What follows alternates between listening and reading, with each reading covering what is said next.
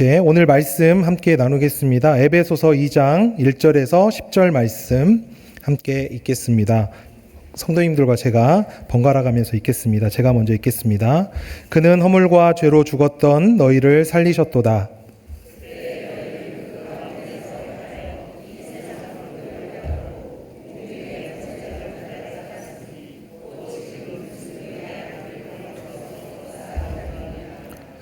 전에는 우리도 다 그 가운데서 우리 육체의 욕심을 따라 지내며 육체와 마음에 원하는 것을 하여 다른 이들과 같이 본질상 진노의 자녀이었더니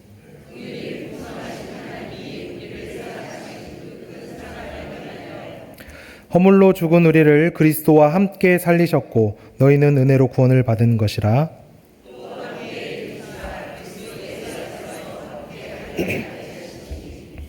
이는 그리스도 예수 안에서 우리에게 자비하심으로써 그 은혜의 지극히 풍성함을 오는 여러 세대에 나타내려 하심이라.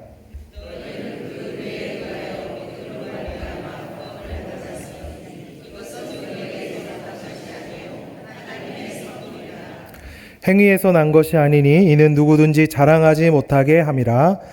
우리는 그가 만드신 바라 그리스도 예수 안에서 선한 일을 위하여 지으심을 받은 자니 이 일은 하나님이 전에 예비하사 우리로 그 가운데서 행하게 하려 하심이니라. 아멘. 하나님이 인간의 몸을 입고 이 세상에 오셨습니다. 예수님은 십자가에 못 박혀 죽으시고 3일 만에 육체로 부활하셨습니다. 모두가 알고 계시는 것처럼 예수님의 성육신과 십자가 그리고 부활은 복음의 중심 사건입니다. 죽음이 없는 부활은 가능하지 않습니다. 또한 부활이 없는 죽음은 의미가 없습니다. 예수 그리스도의 죽음은 우리의 죄를 해결하신 사건입니다. 예수님의 십자가 죽음이 복음의 중심이고 부활은 예수님의 죽음이 복음의 중심임을 확인하는 사건입니다. 예수님의 죽음과 부활은 따로 분리될 수 없습니다. 초대교회 당시의 그리스 철학은 인간의 육체를 영혼의 감옥으로 여겼습니다. 또 교회 안팎으로 혼란을 야기하던 영지주의는 영지주의도 인간의 육체를 경시하는 경향을 가지고 있었습니다. 특히 바울이 주요 사역 무대로 삼았던 이 이방 선교 지역에서 그러한 사상의 영향을 받은 성도들이 육체의 부활에 대해서 부정적인 인식을 갖는 일이 일어났습니다. 믿지 못하는 일이 일어났습니다. 고린도전서 15장에서 바울은 이것을 단도직입적으로 말하고 있습니다. 그리스도께서 죽은 자 가운데서 다시 살아나셨다 전파되었거든 너희 중에서 어떤 사람들은 어찌하여 죽은 자 가운데서 부활이 없다 하느냐. 초대교회 근간에 예수님의 부활을 직접 목격한 증인들이 살아 있었습니다. 부활하신 예수님을 목격한 사람이 500여 명이 되었는데요. 당시에는 두세 사람의 증인만 있어도 그 말에 대한 신뢰성이 보장되었는데 예수님의 부활을 증언할 증인들은 그 당시에도 차고 넘치고 있었습니다. 그들은 가는 곳마다 자신들이 눈으로 직접 본 것을 전했죠. 예수님의 부활을 말입니다. 예수님을 죽음으로 몰고 갔던 유대 종교 지도자들의 반응은 완전히 갈렸습니다. 모세 오경만 인정하고 정치적 입지를 굳건히 하고 있었던 사두개인들은 부활 자체를 부인했기 때문에 이를 허황된 가짜 뉴스로 여기고 증인들을 붙잡아서 감옥에 가두거나 더 이상 그 말을 전하지 않도록 위협하고 또 위해를 강하기도 했습니다. 하지만 최초의 목격자들은 부활을 종말론적 소망의 중심으로 삼아서 고난을 감내하고 전했습니다. 그럼에도 불구하고 당시 성도들 중에는 이 부활, 특히 육체의 부활을 부정하는 자들이 있었습니다. 오늘날에도 이 부활에 대한 논쟁은 여전히 있습니다.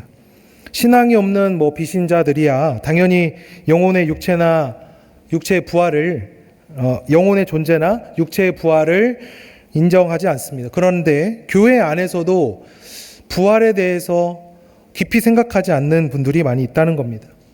바울은 부활을 부정하는 사람들을 향해서 헛된 믿음이라고 꼬집습니다. 부활의 복음은 뭘까요? 바울 신학에 따르면 두 가지로 정리할 수 있습니다. 첫 번째는 미래에 예수께서 다시 오시는 그날에 우리의 육체가 예수님과 같이 영광의 몸을 입게 된다는 겁니다. 우리는 구원을 영적으로 해석하려 합니다만 바울은 육체의 영역까지 확장합니다. 영혼의 안식과 만족에 머물지 않고 주님이 강림하실 때 육체의 부활이 구원의 완성이라는 말입니다. 바울 신학의 두 번째 부활에 대한 말씀은 이겁니다. 현재도 부활의 복음을 경험할 수 있다는 겁니다. 육체의 구원은 예수님이 재림하실 미래에만 국한되어서는 안 됩니다. 그때까지 기다려야만 누릴 수 있는 것이 아닙니다. 부활의 삶은 현재도 경험할 수 있고 충분히 누릴 수 있다라고 말합니다. 그런데 우리는 부활의 삶을 누리고 있습니까? 우리 사랑하는 성도님들, 예수님의 부활은 역사적 사실이죠. 그렇죠? 그렇다고 예수님에게만 국한되어서 일어난 일입니까? 그렇지 않습니다. 예수님을 따르는 모든 성도에게 예수님처럼 육체도 부활할 것이다라는 소망이 있습니다. 오늘 바울이 에베소 교회에 전하는 이 말씀을 통해서 우리는 부활의 증인으로서 우리가 누리고 경험할 이 부활의 삶은 무엇일까 한번 생각해 보시는 시간이 되시기를 소원합니다. 왜 부활일까? 앞서 말씀드린 것처럼 부활의 전제는 바로 죽음입니다. 죽어야 다시 살아날 수 있기 때문입니다. 오늘 말씀 1절에 보면 이렇게 말씀합니다. 그는 허물과 죄로 죽었던 너희를 살리셨도다. 허물과 죄로 인해서 우리는 이미 사망 선고를 받았다는 말입니다. 에베소 성도들에게만 해당되는 말씀이 아닙니다. 현재를 살아가는 우리 모든 성도들에게도 사망 선고가 선언되었어요. 그런데 우리는 이렇게 두 눈 시퍼렇게 살아 있지 않습니까? 죄와 허물로 인해서 우리의 인생이 당장은 죽지 않습니다. 희한한 논리죠. 죽지 않았는데 죽었다고 합니다. 에베소 교회를 향해서만 이렇게 하는 것이 아니라 요한계시록에도 보니까 소아시아에 있던 사대 교회를 향해서 이렇게 말씀합니다. 사대 교회의 사자에게 편지하라. 하나님의 일곱 영과 일곱 별을 가지신 이가 이르시되 내가 내 행위를 하노니 내가 살았다 하는 이름은 가졌으나 죽은 자로다. 예수님은 사대 교회가 살았지만 죽었다고 말씀합니다. 왜 이런 말씀을 하시는 걸까요? 교회를 향해서 하시는 말씀이라 더욱 긴장이 됩니다. 그것은 사대 교회가 하나님의 생명에서 멀리 떠나 있었기 때문입니다. 외관상으로는 살아있지만 실질적으로는 죽은 것과 같다는 엄중한 경고의 말씀이죠. 허물과 죄에 사로잡혀 사는 모든 인생은 겉으로 보기에는 멀쩡히 살아있는 것 같아 보이지만 실제로는 사망의 삶이라는 말입니다. 부활의 삶, 생명의 삶이 없습니다. 사망의 종노릇하며 사는 인생은 어떻게 살까요? 오늘 2절 말씀입니다.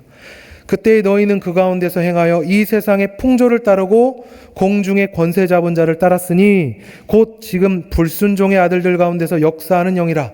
사망의 종노릇하면 세상의 풍조와 공중의 권세 잡은 자에게 불순종의 아들들 가운데 역사하는 영에 사로잡혀 사는 종처럼 산다는 겁니다. 철저하게 사단의 권세 아래 소속되어서 자유 없는 삶을 사는 겁니다. 그러면서도 자신이 사망을 향해 간다는 사실을 인지하지 못합니다. 자신의 길이 옳다라고 오히려 여기면서 살아가지요. 이러한 주장, 내가 가는 길이 맞아 라고는 이 주장이 세상의 풍조를 이루고 대세를 이끕니다. 사람들의 말에 따르지 않으면 실패한 인생이라는 이 풍조로 인해서 진리는 온데간데 없고 온통 자기 주장과 혼란이 가득합니다. 결과적으로 오늘 말씀 3절에 보면 본질상 진노의 자녀였음을 폭로하고 있습니다. 하나님이 사랑하시는 자녀가 아니라 하나님의 진노와 심판의 대상이었다는 겁니다. 육체의 욕심을 따라 살았기 때문이고 육체와 마음이 원하는 것을 했기 때문입니다. 바울의 말대로라면 인간은 허물과 죄 때문에 사망 선고가 이미 내려졌고 사단에 예속되어서 그러한 삶이 표면적으로 우리의 육체로 나타났으며 하나님의 심판의 대상이 되었는데 이것이 당장 어떤 결과로 이어지지 않으니까 우리가 죄 지을 때마다 어떤 결과가 나타나면 죄 짓겠습니까? 그렇지 않으니까 사람들은 문제의식을 가지지 못하고 그냥 그렇게 살아가고 있다는 겁니다. 마치 아무리 뜨거운 냄비에 손을 대지 말라고 아이에게 소리를 쳐도 결국에는 본능대로 그것이 그렇게 궁금한지 손을 대어서 데워버리고 마는 어린아이처럼 말이죠. 살아는 있지만 죽은 것과 같은 상황입니다. 여전히 우리 안에 이러한 죄성이, 본질상 진노의 자녀인 그 모습이 우리에게 있습니다. 스스로를 구원할 가능성이 전혀 없는 인생이죠. 이것을 인정하는 것부터 복음의 시작입니다. 복음은요, 권면이 아닙니다. 소식입니다. 그래도 되고 안 그래도 된다가 아닙니다. 반드시 이 복음의 소식을 받아들여야 구원의 가능성이 열리게 되는 겁니다. 바울은 말한 것처럼 인간의 실존에 나타나는 그 공허함, 황폐함, 지루함, 천박함이 있습니다. 늘 상대적인 박탈감에 온갖 피해의식과 열등감에 사로잡혀 삽니다. 자유가 없습니다. 늘 스스로를 세상의 기준으로부터 속박하는 게 문제입니다. 사탄의 영향 아래 헛된 욕망과 기대에 인생을 걸고 있습니다.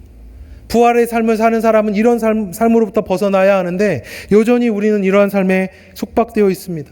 뛰어난 문명이 되고 AI가 개발되어 자율주행 자동차까지 나오는 이 최첨단 시대를 우리는 살고 있습니다. 바울 시대에 비하면 엄청난 기술 발전을 이루었습니다. 생활 수준도 훨씬 높고요. 의료기술도 뛰어나서 이제 100세 시대라고 합니다. 문맹률도 낮고 과학기술은 날로 새롭고 편리한 것을 우리에게 내놓고 있습니다. 심지어 기독교인들을 위한 기독교의 수많은 유산도 우리에게 양산되고 있습니다. 그렇다면 우리는 과연 과거 바울 시대의 사람들보다 훨씬 나은 삶을 살고 있을까요? 걱정 없이 편안하고 안락한 삶을 누리고 있습니까? 그렇지 않습니다. 성숙한 삶이나 보다 나은 삶은 인간의 문명이나 문화에서 나오는 걸까요?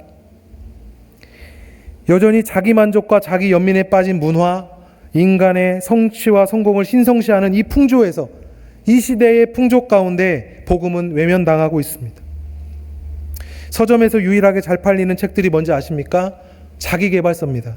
자기계발서를 탐독하며 사람들은 자기 성취를 향한 끊임없는 도전이 인간의 목표가 되었음을 선언하고 있습니다. 과연 자기 만족이나 자기 성취가 인류의 답이 될 수 있을까요?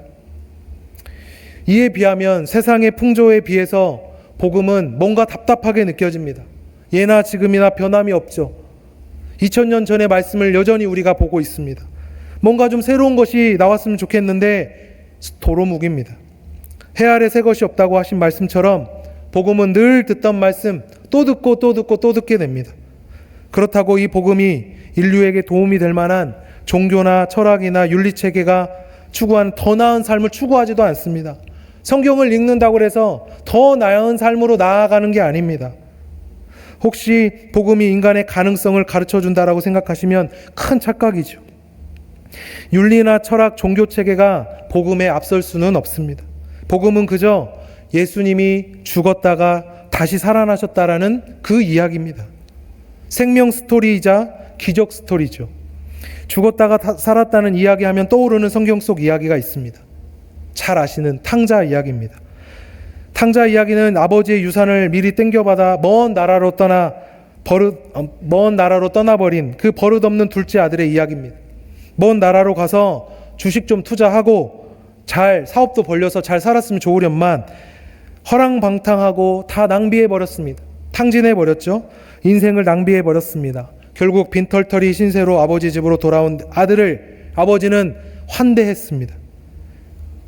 그를 못마땅하게 여기는 그 첫째 형을 향해 아버지가 이렇게 말합니다. 누가복음 15장 32절입니다. 이 내 동생은 죽었다가 살아났으며 내가 잃었다가 얻었기로. 네, 맞습니다. 복음은 죽었다가 살아난, 잃었다가 얻어서 즐거워하고 기뻐하는 아버지의 이야기입니다. 탕자가 주인공이 아니고요, 아버지가 주인공입니다. 또 있습니다. 늦은 밤 예수님을 찾아온 니고데모 이야기. 당대 최고의 석학이자 율법학 교수였지만 예수님이 말씀하시는 거듭남에 대해서 이해할 수가 없었습니다. 어떻게 사람이 어머니 뱃속으로 들어가서 다시 태어날 수 있습니까? 다시 어머니 뱃속으로 들어가서 날 수 있습니까? 어머니들도 거절하는 일이겠죠. 인간의 상식으로는 도저히 이해할 수 없는 일이란 뜻입니다. 하지만 하나님은 하십니다. 죽었다가 다시 살리는 그 일을 이루십니다. 허물과 죄로 인해 죽었던 자를 다시 살리는 그 기적을 행하신 겁니다. 죽은 자는 스스로의 힘으로 다시 살아날 수 없습니다. 우리는 허물과 죄로 이미 죽었기 때문에 우리 스스로의 힘으로는 다시 살아날 수 없습니다.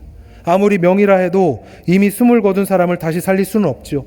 오직 하나님만이 살리실 수 있습니다. 그래서 오늘 말씀 1절에 이렇게 다시 한번 보시면 그는 허물과 죄로 죽었던 너희를 살리셨도다.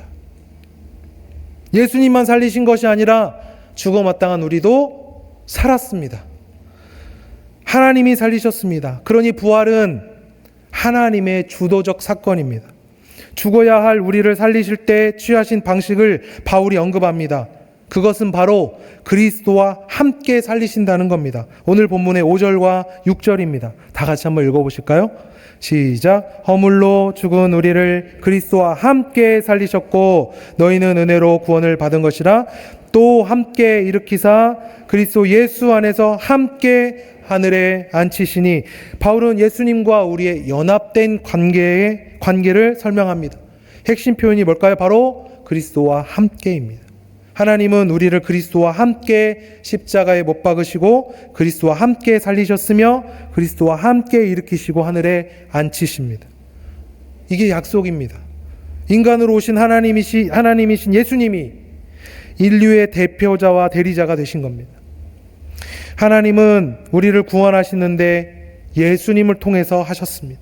인간이 할 수 없는 그것을 하나님께서 친히 그 아들을 보내서 이루신 일입니다. 그래서 우리는 이 구원의 사건을 은혜로 받아들입니다. 종교적인 공로에 의한 것이 아니고요, 윤리적이고 도덕적인 삶에 의한 것도 아니고 철학적인 지식과 고결한 지식으로 인한 것도 아닙니다. 구원에 있어서 우리의 지분은 전혀 없습니다. 우리는 죽을 존재였기 때문입니다. 그런데 우리는 자꾸만 우리 자신에게서 그 근거를 찾으려 애를 씁니다. 신앙이 부족하거나 덕이 되지 못하는 사람을 보면서 판단하고 정죄합니다. 왜 그럴까요? 나에게는 충분한 근거가 있다라고 하는 그 태도입니다. 과연 그렇습니까? 섣불리 다른 사람의 신앙을 판단하는 것도 주의하지만 이런 경우도 조심해야 하는데요. 성공한 크리스천 사업가가 있습니다. 가난하고 어려운 시절을 보냈는데 사업을 시작하면서 그때를 생각해서 힘든 중에도 다른 사람을 열심히 도왔다고 해요. 그랬더니 하나님께서 그것을 좋게 보셔서 자신의 사업을 축복하셨다라고 간증합니다. 많이 들어보신 간증 아닌가요? 근데 맞습니까? 사람들은 자꾸만 자기가 받은 은혜의 이유를 자기에게서 찾으려고 합니다. 내가 좀 어려운 사람을 계속 도왔더니 하나님이 나를 축복하시더라. 맞습니까? 저도 그렇습니다. 하나님 말씀 앞에서 열심히 살아보려고 노력하니까 하나님이 복을 주셔서 지금 먹고 살게 해주셨다. 자꾸 저도 그렇게 생각하게 됩니다. 나된 것이 내 헌신과 수고에 있다라고 여기게 됩니다. 사랑하는 성도님들, 이게 맞습니까? 우리가 누구입니까? 바울의 말대로 이미 죽은 자이자 사탄의 종노릇하며 썩어질 것을 쫓아 살던 인생이고 본질상 진노의 자녀였습니다. 하나님이 이런 우리에게 무슨 기대를 거실까요? 먼 옛날 이스라엘 민족의 역사가 증명하고 있지 않습니까? 사사기의 말씀이죠. 사사기의 시작은 약속의 땅에 들어가 살던 이스라엘 민족이 더 이상 전쟁을 기억하지 못하게 되었다라는 말로 시작합니다. 가나안 정복 전쟁이 이스라엘이 직접 일군 역사였을까요? 아닙니다. 하나님께서 친히 이루시고 성취하신 일이었어요. 여호수아서를 읽어보시면 이스라엘은 늘 넘어지고 의심하지만 하나님께서 친히 그 정복 전쟁을 이루셨습니다. 하나님이 이루시고 성취하신 일이죠. 그런데 그 전쟁의 참된 의미를 단 몇 세대 만에 잊어버렸습니다. 성막에서 매일 제사를 드리면서도 일상에서는 가나안의 풍토와 문화를 우상을 따랐습니다. 은혜를 잊은 세대는 폭망입니다. 그럼에도 하나님은 계속해서 이스라엘 향해 긍휼을 베푸셨어요. 사사를 보내서 평화를 주셨습니다. 그들의 비참한 지경을 그냥 지나치지 않으시고 돌보아 주셨습니다. 잠시뿐일 것을 아셨지만 그들의 부르짖음에 응답해 주셨어요. 죽을 인생에 하나님은 언제나 자비로 답하셨습니다. 그래서 바울은 구원을 선물에 비유합니다. 8절의 말씀입니다. 너희는 그 은혜에 의하여 믿음으로 말미암아 구원을 받았으니 이것은 너희에게서 난 것이 아니요 하나님의 선물이라. 구원은 선물입니다. 일방적이고 조건이 필요 없으며 값없이 주시는 선물입니다. 보통의 선물은 대가성을 지니죠. 고마워서 주고 대가로 주고 기대하는 것이 있어서 줍니다. 그러면 서로 부담 갖지 말, 그러면서 이렇게 서로 부담 갖지 말라. 아유, 괜찮아. 부담 갖지 마. 하면서 주죠. 기대하는 바가 있지만. 그런데 하나님이 우리에게 주시는 구원의 선물은 차원이 다릅니다. 하나님이 우리에게 구원을 선물로 주신 것은 고마워서도 아니고 대가도 아닙니다. 사실상 우리에게 기대하실 것도 없습니다. 그 어떤 것도 하나님께 도움이 되지 않습니다. 그래서 거저 주십니다. 자격도 없고 능력도 없는 자에게 그냥 주십니다. 그렇다고 가벼운 선물은 결코 아닙니다. 그 선물에는 하나뿐인 아들의 피가 묻어 있기 때문입니다. 아들의 생명이 담긴 아주 귀중한 선물이죠. 그런데 그 선물의 귀중함을 모르고 걷어차 버리는 사람들이 있습니다. 안타깝습니다. 하나님께서 우리에게 구원의 선물을 거저 주시는 이유가 또 있습니다. 그것은 오늘 말씀에서처럼 누구든지 자랑하지 못하기 위함입니다. 9절인데요. 한번 같이 읽어볼까요? 시작. 행위에서 난 것이 아니니 이는 누구든지 자랑하지 못하게 함이라. 내가 잘해서 얻은 상은 자랑하고 싶습니다. 저희 어머니와 얼마 전에 통화를 했는데, 영상 통화를 했습니다. 나가시고 있는 모임이 있는데 그 모임에서 최근에 여러 활동을 하셨다고 합니다. 그래서 그 모임에서 하신 그 작품을 자꾸 영상으로 이렇게 보여주시더라고요. 잘 안 보이는데. 그래서 마음을 다해서 제가 정말 잘하셨다고 따봉을 드렸는데 어머니 성에 차지 않으셨는지 전화를 끊어버리셨습니다. 구원에 있어서 우리는 자랑할 만한, 내세울 만한 것이 아무것도 없습니다. 자꾸 내가 한 거 자랑하고 싶은데 구원에 있어서는 자랑할 게 없어요. 교회에서 헌신하고 수고하시는 이유가 무엇입니까? 그것을 구원의 근거로 삼기 위함이십니까? 아니죠. 하나님께서 자격 없는 나에게 구원이라는 너무나 귀중하고 큰 선물을 주셨기 때문에 그것에 감격해서 진심으로 감사해서 주님의 몸된 교회를 사랑으로 섬기시는 것 아닙니까? 종교적 공적을 쌓아야 구원에 이른다는 것은 기독교가 결코 아닙니다. 그것은 종교적 상상력일 뿐입니다. 완전하신 하나님을 모르니 불완전한 인간성의 기대를 걸고 그것을 자꾸만 자랑하는 것입니다. 하나님께서 우리에게 구원을 선물로 주시는 두 번째 이유는 또 7절에서 찾습니다. 같이 읽어보겠습니다. 이는 그리스도 예수 안에서 우리에게 자비하심으로써 그 은혜의 지극히 풍성함을 오는 여러 세대에 나타내려 하심이라. 하나님의 지극히 풍성한 은혜를 여러 세대에 나타내고자 하십니다. 그래서 거저 주십니다. 은혜를 받은 사람을 통해서 은혜는 전해지고 나타나기 때문입니다. 그런데 오늘날 많은 기독교인들이, 많은 성도들이 하나님의 은혜 아래 살지 못하고 스스로 자랑거리를 만들려고 힘쓰고 여전히 애쓰고 있습니다. 기독교는 풍성한 은혜 안에서의 삶입니다. 그리고 그 은혜를 다음 세대에 전달할 수 있어야 합니다. 제가 청소년 사역을 좀 해보면 만난 아이들이 안타깝지만 이런 말을 합니다. 부모님이 교회에서는 거룩한데 집에서는 영단판이다. 그 말에 제가 먼저 찔렸습니다. 그래. 그럴 수도 있지. 제가 그러니까요. 은혜로 살고 은혜로 포용하는 모습이 가정에서는 잘 일어나지 않습니다. 작은 일에 화내고 윽박지릅니다. 가족들과 신앙 안에서 교제하고 고민하면서 반성하고 서로 위로하고 격려함이 없으면 이 은혜는 여러 세대에 미치지 못합니다. 한국 교회의 위기는요, 숫자가 줄어드는 것보다 은혜가 사라지는 것이 더 큰 문제입니다. 그렇다면 구원의 선물을 받은 자로서 우리는 어떻게 살아야 할까요? 10절의 말씀에 이렇게 나옵니다. 우리는, 정말 중요한 말씀이니까 한번 같이 크게 읽어볼까요? 우리는 그가 만드신 바라 그리스도 예수 안에서 선한 일을 위하여 지으심을 받은 자니 이 일은 하나님이 전에 예비하사 우리로 그 가운데서 행하게 하려 하심이니라. 아멘.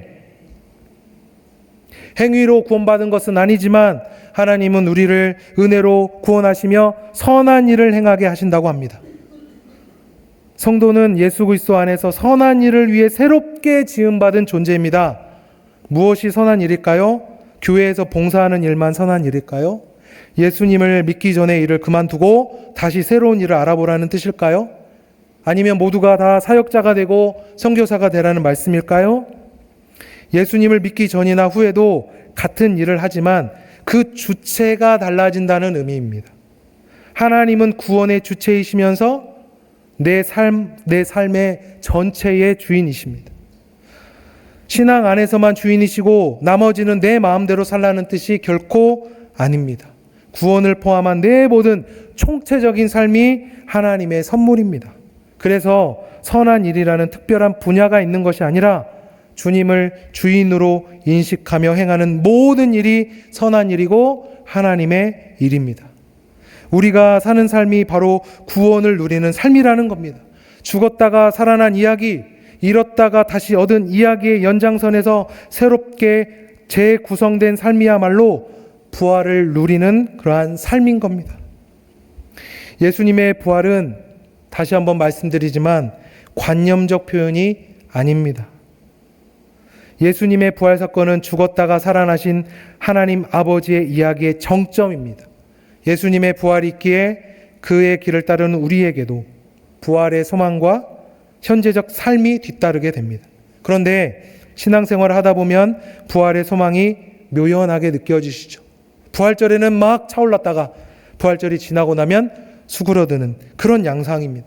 현재 나의 삶과 부활의 연관성을 찾기도 어려워집니다. 일상에 치이다 보면요. 바울은 부활에 대해서 이야기를 꺼낼 때 부활에 대한 교리적 지식 자체에 관심을 두기보다는 성도들의 삶을 위한 기준점으로 제시하고 있습니다. 먼 훗날 예수님처럼 신령한 몸으로 부활하는 것도 중요하지만 현재 나의 삶에서 부활, 즉 주님의 새 창조에 들어온 자로서 모든 일의 생각과 자세의 대전환이 필요한 겁니다.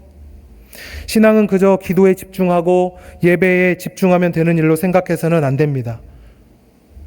자꾸만 이것을 수치화하는 것이 문제입니다. 일주일에 몇 번 새벽 예배에 참여하고 금식은 며칠이나 해보았는지, 헌금은 어느 정도 하는지 그 수치의 차이를 영적 성숙의 척도로 사용하곤 합니다. 바울이 말하는 그 선한 일을 교회의 일과 신앙적 행위에 국한시키고 있는 겁니다. 그러면 집에서 하는 요리와 설거지는 선한 일일까요? 아닐까요? 직장 생활은 선한 일일까요? 아닐까요? 자녀 양육은 선한 일일까요? 아닐까요? 선한 일이죠. 예수님을 비난하던 종교인들에 의하면 예수님은 먹기를 탐하고 안식일을 범하면서도 뉘우칠 줄을 모르며 부정한 이들, 그러니까 세리, 창기들, 환자들과 함께 지내는 이상한 사람이었습니다. 당시 경건한 유대인들은 예수님이 금식하지 않는 것, 다른 랍비들처럼 공공장소에서 큰 소리로 기도하지 않는 것을 굉장히 의아하게 여겼습니다. 예수님은 의도적으로 종교적 행위를 피하셨습니다. 오히려 일상에서 경험하는 모든 일을 선한 일로 여기셨습니다. 남들이 보지 않는 곳에서 밤이 새도록 기도하셨고 가난한 자들과 소외된 자들을 위로하셨습니다. 부활의 복음은 아는 데서 그치지 않고 치열하게 우리의 일상을 바꾸는 기폭제가 되어야 합니다.